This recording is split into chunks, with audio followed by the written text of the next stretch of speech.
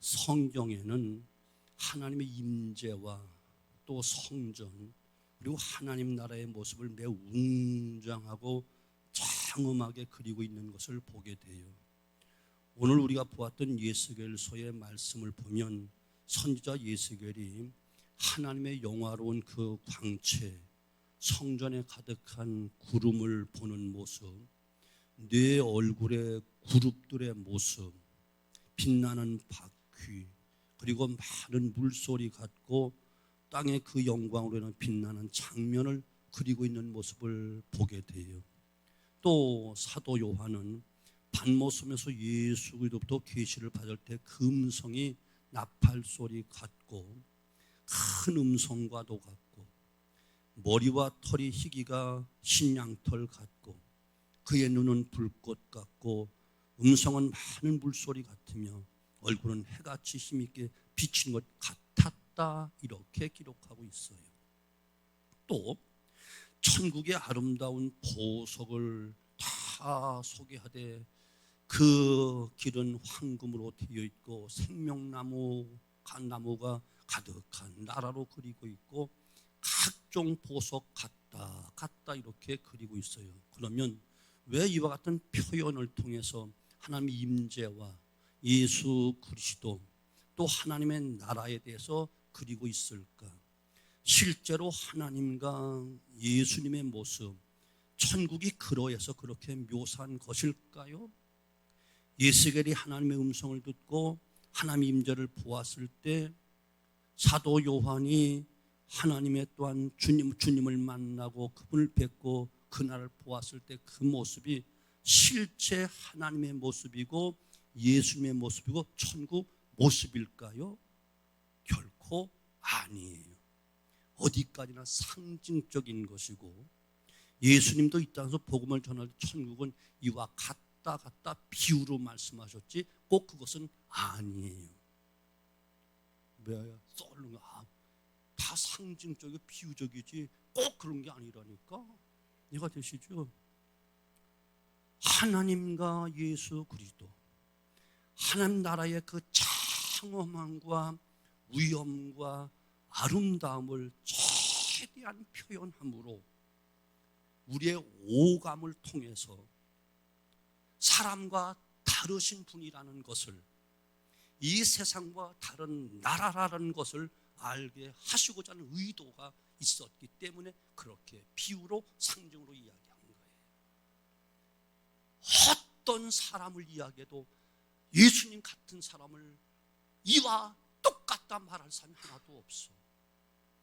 이 세상이 아무리 아름답고 경치가 좋고 과학이 발달해도 천국이와 똑같다 할 수 있는 것이 없어.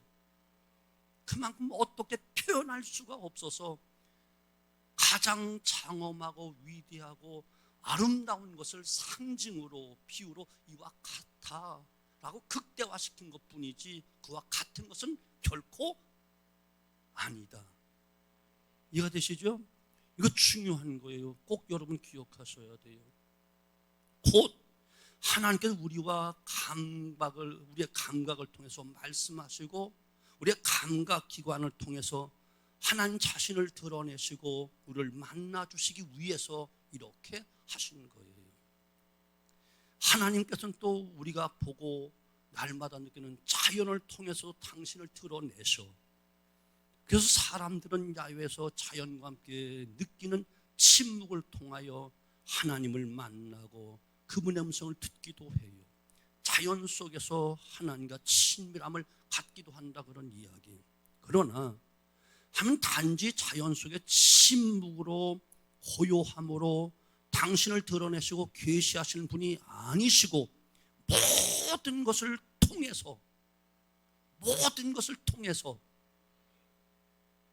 천하만물 모든 것을 통해서 다면할 때까지 할 거니까 이를 갈고 입 다물고 있어봐. 다 모든 것을 통해서 우주 만물 모든 것을 통해서, 아멘. 모든 것을 통해 하나님 자신을 계시하시고 당신을 드러내시는 그런 분이에요. 그 가운데 특별히 우리의 미적인 감각을 통해서 하나님께는 당신을 드러내시고 우리와 은밀하게 만나주시고 우리는 이것을 통해서 하나님과 깊은 관계를 이룰 수 있도록 놀라운 은혜를 주시는 거예요. 그래서 우리에게는 먼저 오감이라는 게 있어요. 5가지 감각기관이 있다는 거예요. 시각, 청각, 미각, 후각, 촉각이라는 감각기관이 있어요. 이것은 하나님께서 우리 인간에게 특별히 주신 선물이에요. 물론 다른 포유동물들도 오감이 있다고 하지만 인간에게 주신 것과는 차원이 다른 것을 주시는 거예요. 우리 인간이 가지고 있는 오감은 바로 의식과 관계되어 있는 거예요. 우리는 이 감각기관이 살아있다는 것은 곧 우리의 의식이 살아있다는 것이고, 이 의식이 발전하면서 더 높은 차원의 삶을 추구하고 그렇게 살 수 있는 거예요. 보세요. 어린아이가 태어나자마자 울음을 터뜨립니다. 아이가 우는 것은 생존에 대한 본능 때문에 그래요. 그렇게 우는 아이의 입에 젖을 물면 본능적으로 빨아들입니다.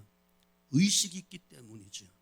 의식이 있다는 것은 살아있다는 증거이고, 그리고 이 의식이 발달하면 발달로 더 큰 것, 더 넓은 세계를 경험하게 되는 것인데, 곧 하나님에 대해서, 하나님 나라에 대해서 알게 되어지는 거예요. 때문에 우리 인간은 감각이라는 것이 매우 중요한 겁니다. 그러면서 여기에서 엄청난 하나님의 은혜, 하나님의 섭리를 우리는 발견하게 되어지고 깨닫게 되어지고 그래서 주님을 만나게 되어지는 것이에요. 2번째 감각기관은 하나님과 만나는 통로인 것을 기억하셔야 돼요. 이 감각기관을 통해 하나님은 당신을 나타내시고 드러내신다는 사실을 분명히 우리는 알아야 되는데, 앞에서 에스겔과 또 사도 요한의 계시를 통해 보여준 것은 매우 부분적인 것이지만 성경 전체를 보면 하나님께서는 우리의 오감을 활용하셔서 당신을 드러내시고 계시하시고 또 당신의 백성들로부터 영광을 받으시고 당신의 백성들과 교제하는 모습을 발견하게 되어지지요. 그 속에 먼저 시각을 통해서 하나님과의 만남이 있는 거예요. 시각을 통해서 성경을 보면 하나님께 시각적인 것을 통해 당신의 백성들에게 말씀하시고 당신을 드러내시고 만나주시는 모습을 우리는 볼 수 있게 되는데, 이스라엘 백성이 출애굽할 당시 시내산에 도착한 이스라엘 백성들에게 모세를 통해서 하나님은 성막을 만들라 이렇게 말씀을 하셔요. 그래서 부사렐과 오홀리압이라는 신실하고 뛰어난 2 장인을 통해서 성막을 만들어서 성막을 모든 지파들 가운데 딱 세워놓습니다. 길을 가도 행진해서 성막을 보면서 갑니다. 성막이 멈췄으면 멈춰서고 성막이 다 안치되어 이제 다시 또 성막 그것을 다 하게 되어 성막을 꾸미고 법궤를 모시면 그 다음에는 그 자리에 사방으로 이스라엘 백성 또 진을 치고 삽니다. 아름다운 색상과 실, 천으로 그리고 금과 은과 각종 보석으로 구리와 쇠붙이를 사용해서 만드는 성막은 광야 이스라엘 백성들은 정말 새로운 세계를 보는 거예요. 비록 천으로 만든 천막이긴 하지만 광야에서 이스라엘은 이 성막은 정말 경이로운 것이었어요. 보지 못했던 것이었어요. 그 어떤 것보다 화려하고 아름다운 건축이었어요. 그 당시는 거기에 하나님의 임재가 있었다는 사실이에요. 지성소한 법궤를 통해서 그리고 성막 위에 낮에는 구름으로 밤에는 불기둥으로 임재하여 당신이 친히 이스라엘 백성을 이끌어 가시는 시각을 통해 주님을 보게 하고 만나게 하시고 이끌어 가시는 거예요. 그 후 가나안 땅에 정착한 후에는 솔로몬을 통해 성전을 지어 그것으로 하나님께 영광을 돌리지요. 하나님께 그 성전을 받으시고 솔로몬과 그 백성들은 마음껏 축복하십니다. 백성은 그 성전을 통하여 하나님의 임재, 하나님의 영광을 늘 보고 하나님과 교제하며 하나님께 제사를 드립니다. 모든 시각을 통하여 하나님과 만남을 갖기를 하나님 원하셔서 이렇게 성막도 짓고 성전도 지으신 거예요. 여러분, 하나님께서 인간의 시각을 가장 멋지게 활용하신 것이 있어요. 정말 시각을 통해서 가장 위대한 일을 하신 것이 있어요. 그것이 무엇이지요? 영이신 하나님이 성육신 하신 것. 아멘. 육신의 눈으로, 육신의 시각으로 하나님이신 예수를 볼 수 있는 것은 놀라운 은혜예요. 놀라운 축복이에요. 인간의 몸을 입으시고 이 땅에 오신 당신을 드러내신 사건, 영이신 하나님, 형체가 없으신 그분이 인간의 몸을 입고 이 땅에 성육신 하시는 것은 자기를 철저하게 버리심이요, 자기를 낮추심이요, 엄청난 희생이었는데 우리를 한번 보고 믿으라고. 이해가 되시죠? 그러나 하나님께 사람이 되셨다는 그 자체는 하나님 자신을 스스로 제한할 수밖에 없어. 이해가 되죠? 우주 만물에 가득한 그분을 육신의 이 몸으로 제한하시고 오셨다니까. 이해가 되시죠? 아멘. 그래서 언어적으로나 사람의 몸이 되었다는 그 자체로 하나님의 신성은 감추어지고 제한되었다라고 많은 신학자들은 이렇게 감격해하면서 이해를 하고 있는 거예요.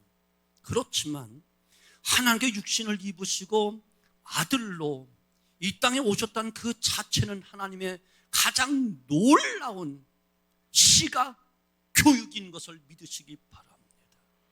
아멘. 눈으로 볼 수 있는 시각 교육이었어. 나야, 내가 하나님이야. 육을 가지고 이 땅에 왔지만, 육의 몸을 가지고 이 땅에 왔지만 나는 하나님이야. 그 전능하심을, 신성을 종종 보여주시기도 하면서 나야, 내가 하나님이야 보여주시는 것이에요. 어떻게? 우리의 시각을 통해서 보라고. 당신의 말씀과 삶과 십자가의 죽으심과 부활 모든 것을 통하여 하나님의 사랑, 하나님의 은혜, 하나님의 구원, 영원한 부활, 영원에서는 영생, 그리고 하나님 나라를 구체적으로 드러내신 것이 바로 주님의 성육신이라니까. 성육신 하시고 대신 죽어주시고 사망 권세기시고 부활하시고 승천하시고 영원한 하늘나라 하나님 보좌 우편에 앉으셨다. 이것은 우리의 시각을 통해서 하나님의 존재가, 하나님의 은혜가, 하나님의 사랑이 어떠한가를 보여준 대표적인 것이라니까. 이뿐만이 아니고 시각적인 영성은 모든 면에 드러나고 있어요. 그림을 통해서도 아니면 조각을 통해서도 여러 가지를 통해서 하나님과의 그 관계를 표현할 수 있는 것들이 너무너무 많은 거예요. 중세 시대에는 교회 건축이 매우 발달되었어요. 그리고 조각과 그림도 매우 발달되었지요. 그래서 유럽에는 웅장한 성전들이 많습니다. 특별히 그리스 종교회에 가보면 성전 안에 많은 성화들이 그려져 있습니다. 이것이 후에는 안타깝게 우상화되는 큰 잘못을 범하기는 했지만 그렇게 웅장하고 화려한 건축과 아름다운 성화를 그리고 한 것은 바로 시각을 통해서 하나님을 만나고 교제할 수 있었기 때문에, 그래서 그림, 성화를 그리고 조각을 그리고 위대한 성전을 지은 거예요. 훌륭한 성화를 보시지요. 정말 좋은 성화를 보면 감동이 밀려와요. 은혜가 밀려와요.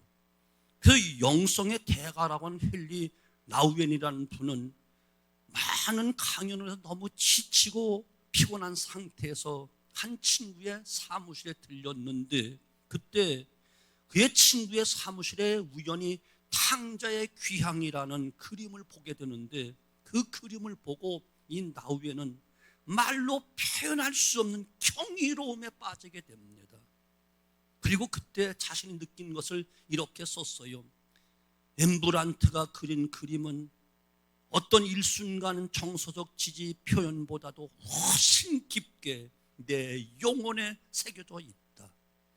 그것을 통해 나는 분주한 삶의 기복을 훌쩍 뛰어넘는 내면의 어떤 것, 인간 심령의 지속적인 갈망을 대변하는 어떠한 것에 닿을 수 있었다. 렘브란트의 그림을 통해 영원한 본향에 대한 갈망이 점점 더 깊어지고 강해졌다. 그리고 영적인 모험의 시발점이 되었으니 그 모험을 통해 나는 내 소명을 새롭게 깨달았고 소명대로 살아갈 새 힘을 얻게 되었다. 그림을 보고 이렇게 영감을 얻었다는 거예요. 하나는 그 그림을 상해 정신장애 공동체 사역하는 나우엔에게 소명의 확증을 심어주고 그리고 흔들림 없이 그 험한 일을 감당하며 하나님과 더욱 친밀한 만남 가운데 들어가게 되는 놀라운 영성의 대가란 별명이 붙을 만큼 신령한 은혜 속에 살았다는 거예요. 우리가 눈으로 사랑하는 사람을 보고 아름다운 세상을 볼 수 있다는 것은 얼마나 큰 축복이고 얼마나 큰 은혜인지 몰라요. 여러분, 이런 의식으로 보고 여러분 계시는가요? 우리는 가만히 있어도 그냥 보이기 때문에 지금 아무런 감동도 감사도 없을지 모르지만 하지만 보지 못하는 사람은 단 한 번만이라도 사랑하는 사람과 아름다운 세상을 보았으면 하는 소망이 있다니까요. 아마 이것이 가장 큰 소망일 거예요. 그에 비하면 우리는 엄청난 은혜를 이미 시각을 통해서 누리고 있다니까. 여러분 볼 수 있으면 여러분 감사하시는가요? 이건 엄청난 은혜와 축복인 것을 여러분 깨닫게 되어지기를 바랍니다. 그러나 이제 이보다 더 중요한 것은 우리가 보는 것을 통해 하나님의 영광을 보고 하나님의 섭리와 뜻을 보고 그분을 만나고 교제할 수 있다는 건 큰 은혜라는 거예요. 그림을 통해서 건축물을 통해서 아니면 우리 눈에 보이는 어떤 것을 통해 하나님의 뜻을 발견하고 그분과 더 긴밀한 관계 속에 들어갈 수 있다면 우리는 큰 축복 가운데 살아가는 것이에요. 시각을 통하여 하나님을 만난다. 두 번째는 청각을 통해서 하나님과의 만남이 있어요. 청각을 통해 하나님 만나고 교제하는 거예요. 웅장하고 아름다운 음악을 여러분 들어본 적이 있나요? 합창의 웅장함과 아름다운 오케스트라의 그 웅장함, 사운드와 기막힌 화음, 고요하면서도 박진감 넘치는 어떤 연주, 아니면 독창이나 합창, 중창, 그때 여러분 무엇을 느끼시나요? 왜 이러한 것이 교회 음악으로 여러분이 있다고 생각하시나요? 단지 사람들이 음악을 느끼고 즐거워하기 위해서 교회 음악으로 이것이 들어왔을까요? 찬양을 통해 영성을 느끼게 하고 하나님이 살아계시며 그 하나님께 예배하는 것이 얼마나 귀하고 아름다운 것을 알게 하기 위해서 음악이 들어오는 거예요. 우리는 성경에서 종종 하나님을 찬양할 것을 명령하고 있는 것을 보지요. 특별히 시편 96편 새 노래로 여호와께 노래하라. 온 땅이여 여호와께 노래할지어다. 여호와께 노래하여 그 이름을 송축하며 그 구원을 날마다 전파할지어다. 시편 147편, 149편, 159편 계속해 성도들에게 소고와 비파와 수금 등 여러 가지 악기를 사용하여 하나님께 예비하고 찬양할 것을 권고하고 있는 거예요. 왜? 청각을 통하여 하나님을 만나고 하나님의 음성을 듣고 하나님 안에서 살아가라고 청각을 통한 하나님의 만남, 이것을 여러분 느끼셔야 돼요. 이해가 되죠? 이런 설교 들으면서 주무시면 주무셔. 그것은 청각이 닫혀 있어 하나님을 볼 수도 들을 수도 없어. 내 생애에 이 설교 이거 3개월 전부터 준비한 거야. 내 생애는 이 설교 또 안 할 거야. 설교도 마찬가지예요. 하나님 기록된 성경을 주신 것으로 그치지 않고 제사장들을 통해, 선지자를 통해, 사도들을 통해, 목회자를 통해 말씀을 들을 수 있도록 하셨다는 놀라운 사실. 말씀을 듣도록 하신 것은 중요한 이유가 있다는 거예요. 기록된 성경을 눈으로 읽는 것도 좋지만 그 말씀을 들을 때에 사람의 영혼이 깨어나기 때문에 듣는 것이라니까. 그래서 말틴 루터는 성경이 본래 읽기보다 듣도록 된 책이다 이렇게 주장도 했어요. 하나님께서 우리의 청각을 통해서 말씀하시고 또 우리를 만나 주시기 때문에 그런 것이에요. 그래서 말씀을 잘 들으면 은혜가 되는 거예요. 찬양을 잘 듣기만 해도 은혜가 되는 거예요. 이거 되시죠? 아멘. 세 번째는 후각을 통한 하나님의 만남. 예배실에 들어오면 여러분 어떤 냄새가 나는가요? 또 한 사람을 만나면 그 사람에 나는 냄새가 있는데 그것을 즐겨 쓰는 화장품이든 아니든 향수든 아니면 내가 좋아하는 사랑하는 사람에서 나는 냄새, 어떤 냄새는 다 좋습니다. 어느 날 문득 어디를 갔을 때 그것을 우연히 내가 좋아하고 사랑하는 그 사람의 냄새와 같은 냄새를 맡게 되면 무엇을 떠오르죠? 그 사람이 생각이 나는 거야. 이해가 되시죠? 아멘. 구약시대의 제사를 두되 항상 향을 꼭 사용을 했어요. 이 향을 통하여 하나님께 예배하는 그 의식을 더 강하게 해주기 위해서 성도는 분향을 통해서 나오는 그 향을 통해 하나님의 임재를 느끼게 하기 위해서 오늘날 기독교에서는 향을 사용하지 않아요. 때는 후각도 사용하지 않지만 때는 후각도 하나님의 만남의 중요한 수단인 것을 여러분 꼭 깨닫게 되어지기를 주님으로 축원합니다. 여러분 다 옛날 은혜에서 은혜를 삼했던 그 70년대, 80년대, 90년대 초반에 뜨거운 은사 역사가 일어날 때 여러분 향취라는 은사가 있었어. 향취라는 은사. 정말로 기가 막히게 이 땅에서 맡을 수 없는 그 향취, 하나님 주신 은혜의 향기가 있었다니까. 아멘. 때로는 이것도 신비주의로도 빠졌도 이런 말 하면 어떤 사람이 기도할 때 기도의 그 더러운 그 냄새가 얼마나 풍겨나는지 몰라. 그래서 남을 위해 기도 깊이 해준다는 게 쉽지가 않아요. 아픈 사람 위해 기도하면 아픔의 통증을 느껴야 되고 죄악으로 번복돼 있고 찌들어 있으면서 은폐하는 사람은 그 죄의 찌든 냄새, 죄악의 더러운 냄새를 맡아서 중복기도 해야만 되고 또 물론 은혜스럽게 늘 은혜 가운데 살아가는 그분은 신령한 그 은혜의 냄새가 있다니까. 가서 이상하게 또 얘기하지 마. 그래도 상관없겠다. 나 얼마 안 남았으니까. 어차피 뭐 다 들을 건 들었으니까. 여하튼 후각을 통한 하나님과 만남.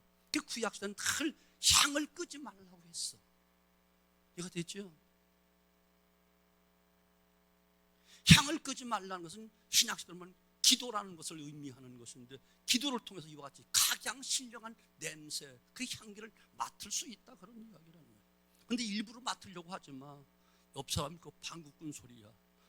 그 냄새 맡지 마. 네 번째는 미각을 통한 하나님의 만남. 맛은 하나님께 우리에게 주신 놀라운 큰 선물이에요. 만약 우리가 음식의 맛을 느끼지 못한다면 어떡하겠어요? 그러나 우리는 단맛, 신맛, 쓴맛, 짠맛, 감칠맛 다양한 맛을 느끼면서 음식을 즐기고 맛을 즐기잖아요. 이 음식을 즐기면서 우리는 하나님께 감사 기도를 드리고 있잖아요. 하나님께서 우리를 먹이시고 입히시고 그 은혜에 너무 감사하여 찬양하지 않을 수가 없잖아요. 지금 신학생은 잘 모르겠지만 우리 신학교 때는 1년에 2차례 봄, 가을 학기가 되면 사경회를 하는데 처음 신학교 들어갈 때 첫 번 사경회 때예요. 모든 학생들이, 목회 후보생들이 그 길을 간다면서 그냥 할 수 있겠느냐? 3일 동안 금식하며 사경회에 참석하자라고 해서 사경회가 3일 금식하면서 3일 금식으로 사경회를 시작합니다.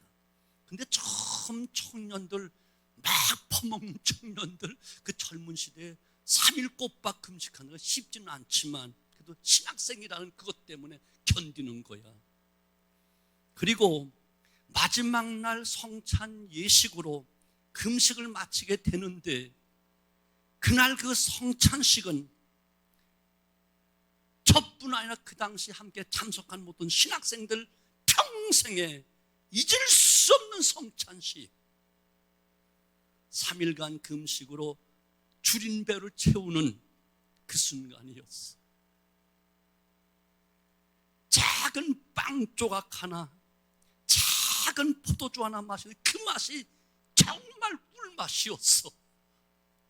그 평생 잊을 수가 없는 거예요.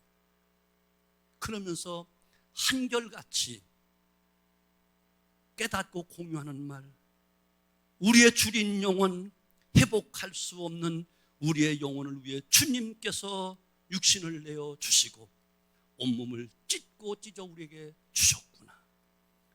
피를 흘려 주심으로 우리로 하여금 메마른 우리 심령 속에, 갈급한 심령 속에 은혜의 강수가 흐르게 하셨구나. 다 처음에는 금식하여 힘들어서 성찬식에 차면 조그만 빵 이것이 우선 입에 들어가니까 달콤한 그 맛에 좋아했지만 조금 묵상하는 가운데 또 기도하는 가운데, 야, 주님의 몸, 주님의 피, 바로 우리를 위해서 흘리신, 우리를 위해서 찢어진 그 보혈이요, 그 옥체였구나 생각하면서 하나님을 만나는 놀라운 은혜가 있습니다. 성찬예식을 우리가 왜 하는 줄 알아요? 웬만한 교회는 매주 하는 교회도 있어요. 우리는 1년에 2차례 하는 거예요. 그것도 금요일날 밤에 하니까 나 피곤해 못 가겠어 안 오지요. 여러분 죄송하지만 여러분 큰 실수하는 거예요. 이 성찬예식을 행하여 내가 이 땅에 다시 올 때까지 기념하라. 너를 위해서 내 몸을 찢어주는 것이야. 목마른 내 영혼을 살리기 위해서 내가 피 흘린 보혈이야. 그것을 이 땅에서 계속 기념해서 주님 오시는 날까지. 이게 보통 성찬 예식이라니까. 이걸 가볍게 보면 자기를 살피지 않고 먹고 마시면 자기의 죄를 먹고 마시는 것이다, 이렇게 말씀하는 그 의미를 알아야 된다니까. 이해가 되죠? 단순한 빵 한 조각 포도주 그만큼 먹고 마시는 그것이 아니야. 의미가 중요한 것이라니까. 5번째는 촉각을 통한 하나님의 만남. 우리 몸을 통해서 느끼는 그 촉각으로 하나님과의 교제를 이룰 수 있는 거예요. 캐리 토마스 목사님은 고난주간에 자신 주머니에 일부러 뾰족한 못을 한 움큼 양쪽 주머니에 넣고 다녔대요. 가끔 주머니에 자식도 모르게 손을 집어넣다가 그 날카로운 못에 찔리고 피부에 닿을 때 그 못을 통하여 주님의 고난을 묵상해 보려고 의도적으로 날카로운 못을 양쪽 주머니에 뜯고 다니면서 일부러 고난에 동참하려고 했다는 거예요. 옛날 성인들은, 옛날의 믿음의 선진들은 다 어떻게 하든지 주님의 고난을 내 육체에 채워보려고 희생을 오히려 감수하면서 그 차원에서 그 길을 갔다니까요. 그런데 사도 바울은 그 많은 고통과 매맞음과 감옥에 갇힘과 죽을 고비를 수없이 넘겼으면서 마지막 하는 고백이 무엇이지요? 주의 몸된 교회를 위해서 그 모든 고난을 내 육체에 또 채우겠노라. 이것이 정말 주님을 사랑하는 성도의 삶이라니까. 왜? 주님이 피로 값을 주고 사신 몸된 교회니까. 교회를 위해서 피 흘리고 눈물 흘리고 지쳐 쓰러질 만큼 헌신한다. 당연한 것이라니까. 당연한 것이라니까. 편하게 예수 믿으려고 하지 마. 이해가 되시죠? 아멘. 성경에 보면 성도들의 거룩한 입맞춤을 하라. 그렇다고 무조건 아무나 부터 뽀뽀하라는 말은 아니야. 성도가 서로 인사함으로 성도의 교제를 온전히 이루고 그리스도의 공동체로도 친밀함을 만들라는 거예요. 우리 사람들도 사람들을 만날 때 남자들이든 여자 웬만하면 악수를 하고 어린아이들을 안아주고 머리를 쓰다듬어주고 다독거려주고 이와 같이 촉감을 통하여 사랑을 느끼잖아요. 정을 느끼잖아요. 이해가 되지요? 이와 같이 촉각을 통해서 하나님과의 만남, 특별히 교회 안에서 정말 성도들 간의 뜨거운 사랑의 교제, 만남, 악수, 또한 때로는 껴안아줌, 이 모든 것이 주의 사랑을 간접적으로 느끼게 하는, 저와 나와 아무런 상관이 없는데 단 한 교인이요 예수 믿는다는 그것 때문에 나를 위로해주고 쓰다듬어주고 지쳐 쓰러져 있고 병원에 입을 때 만나주고 감싸준다는 것, 이것이 바로 그 속에서 주님을 만나는 체험이 있다는 거예요. 이해가 되시죠? 아멘. 세 번째, 감각을 통한 영성을 이해하고 이제는 누려야만 되는 거예요. 오감을 통해서 영성을 이해하고 체험해야 되는 거예요. 우리 자신이 누려야 되는 거예요. 우리에게 있는 감각은 우리 자신이 보고 듣고 느끼는 수단일 뿐만 아니라 하나님께 예비하고 하나님과 깊은 교제를 나눌 수 있는 통로라는 사실을 꼭 기억해야만 되는 거예요. 그 의미를 우리는 성경적으로 알아야 되고 이해해야 된다는 거예요. 그러면 우리의 감각을 통해 하나님을 느끼고 그분을 만나고 교제할 수 있는 건 너무너무 훌륭한 방법이고 이것이 사랑의 교회 모습이라니까요. 아멘. 교회가 무엇인데요? 성도들의 전화를 통해서 또 와서 서로 대화 속에서 그들의 음성을 들으며 주님의 사랑을 느끼게 되어지고, 아무런 상관이 없고 나이 차이도 빈부 차이가 다 있는데도 그저 사랑으로 어루만져주고 또 위로해주고 하는, 듣고 만지고 편한 모든 것이 다 사랑의 근원 되신 하나님을 만나는, 하나님을 느끼는, 하나님의 소리를 듣는, 하나님의 사랑을 맛보는 미각이다. 아멘. 사랑하는 성도 여러분, 그 의미를 우리는 성경적으로 분명히 알아야 되는 거예요. 그리고 우리가 감각을 통해 하나님을 느끼고 그분을 만나고 교제할 수 있다면 이것은 매우 훌륭한 영성이요 가장 아름다운 방법인 거예요. 그것을 통해 하나님께 예비하고 하나님께 영광을 돌리는 것은 무척이나 기뻐하고 우리는 감사해야 될 일이에요. 그리고 그것을 통해 하나님과 깊은 교제를 나눌 수 있기 때문에 그런 거예요. 그래서 영성이라는 말은 교회 안에서만 듣잖아요. 종교 안에서만 듣잖아요. 이 영성을 이해해야 되는 거예요. 여러분 어떤 면에서 특별히 발달된 부분이 있다면 그것을 더 발달시키면서 발전시키는 그 면으로 하나님께 예배하고 정말 하나님과 교제해 보십시오. 놀라운 은혜를 남이 체험하지 못하는 것을 체험하게 될 것입니다. 우리의 오감 또한 하나님과의 아름다운 관계를 이룬 중요한 통로가 다 될 수 있기 때문에 그런 거예요. 단 우리가 주의해야 될 것 두 가지가 있어요. 첫째는 이 오감을 통해서 사단이 미혹하는 걸 조심해야 돼. 이해가 되지요? 시각을 통해서 얼마나 우리를 유혹하나요? 얼마나 시청각을 통해서 유혹하나요? 얼마나 우리가 눈으로 보는 것이 죄짓게 만드는 것이 얼마나 많은가요? 하나님께서 아담을 지으시고 보시기에 심히 좋았더라 했던 그 아담에게 간교한 사단은 기가 막힌 방법으로 부함직하고 먹음직하고 탐스럽게 할 만큼만 그것 가지고 미혹하여 팍 쓰러뜨리게 만들었잖아요. 오늘도 우리 시각을 통하여 사단의 미혹을 조심해라. 이해가 되시죠? 항상 은혜가 있는 곳에는 사단이 역사하게 되어 있어. 또 반면 죄가 있는 곳에는 은혜가 또 있고요. 그러므로 시각을 무엇을 보느냐야, 어떤 것을 보느냐야, 이것이 중요한 것이다. 그런 이야기. 듣는 것도 마찬가지. 교회 안에서 다 시험 드는 많은 대부분의 모든 시험이 무엇이지요? 듣는 것에서 오는 거야.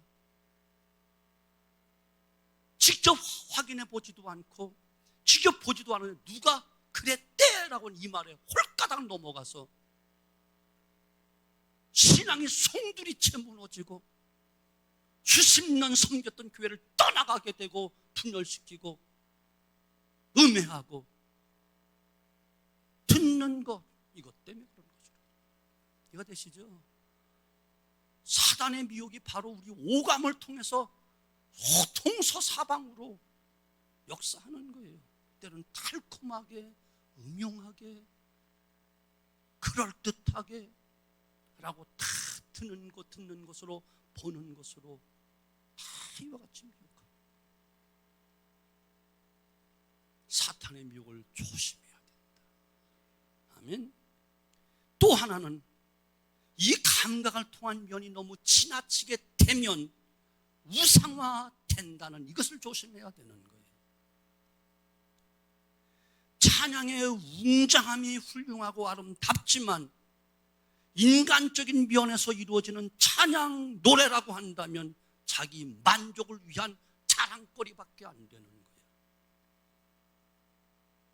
그리스도 정교회는 많은 성화와 조각을 가지고 있죠. 그런데 이것이 숭배의 대상이 되면서 타락하기 시작한 것이 바로 그리스도 정교라는 거예요.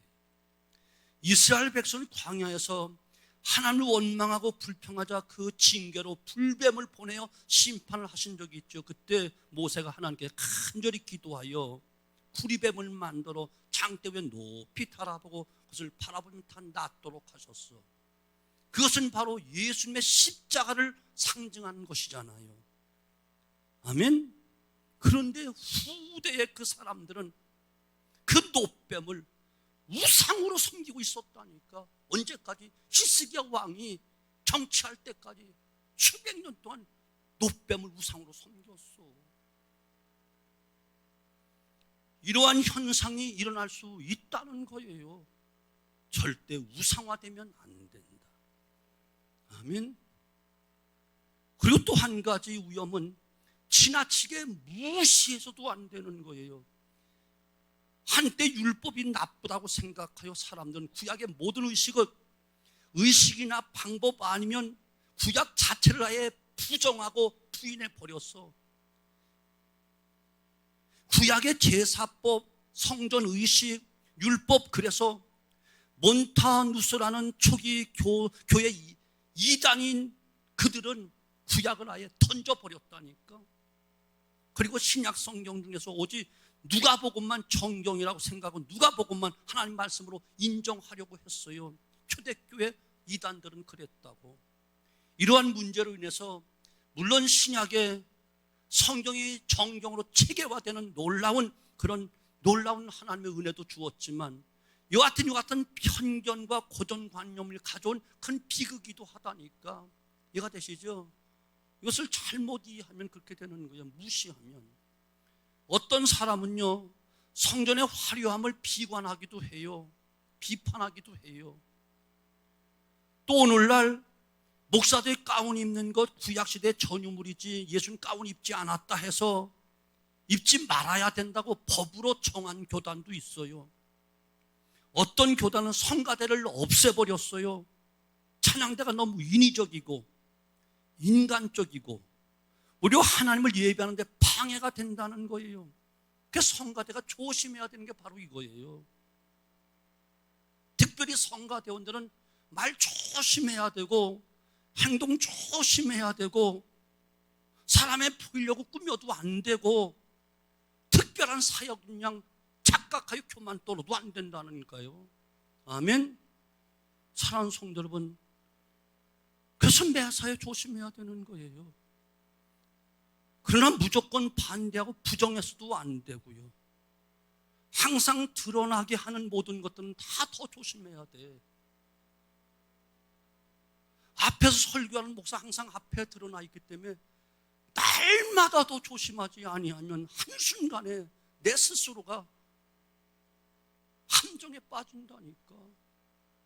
엄청나게 내가 신령한 것 같이 느껴지고 짓불도 못하면서 설교 잘하는 것처럼 착각하고, 한두 사람이 말씀에 하나님의 은혜 속에 눈물을 흘리는데 내가 설교 잘해서 감동받고 은혜를 끼쳐서 내가 끼치는 것처럼 착각하여 교만 떨게 되어지고, 설교를 맡으면 잘하려고 잘하는 설교가 얼마 지금까지 뭘 잘하겠어요.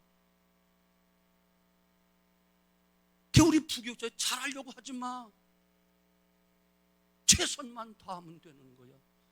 잘하려고 하는 순간 모양이 나오고 형식이 나고 꾸밈이 나오고 짝퉁이 나오는 거예요. 세례 요한이 꾸몄던가요? 다만 광야의 청년의 소리로 자기의 모습은 다 사라지고 오직 주님만 드러내기 원했던 것. 찬양단, 대표기도, 특송 다 마찬가지예요. 찬양 잘했다 소리 성도는 할 수 있지만 그 소리 들으려고 하지 마. 하나님이 들으시면 되는 거야. 인위적으로 꾸며서 하지 마. 훈련해서 하는 것은 당연한 것이지만 꾸미지 마. 그래서 구약시대에 하나님이 단을 쌓을 때 정으로 돌을 다듬거나 하지 말라고 그랬어. 인위적으로 하지 말라는 거야. 모양 내지 말라는 거야. 내 모습 이대로 드리라는 거야. 그럼 무조건 반대하고 부정해서도 안 되는 거예요. 이러한 면면에서 정말 미적 역할이 있음을 우리는 이해해야만 되는 거예요. 그러면 신학적인 해석과 오늘 이 시대의 상황에 맞춰서 우리는 나름대로의 미적 감각을 통하여 하나님께 최고의 영광을 돌리는 예배, 하나님과의 교제, 하나님 받으시는 아름다운 영광을 돌려야 된다는 사실이에요. 이것을 하나님께서 우리에게 주신 큰 은혜의 수단이잖아요. 하나님 만나는 통로잖아요. 이것을 정확하게 영성으로 이해하지 못하면 우리는 홧길로 간다니까.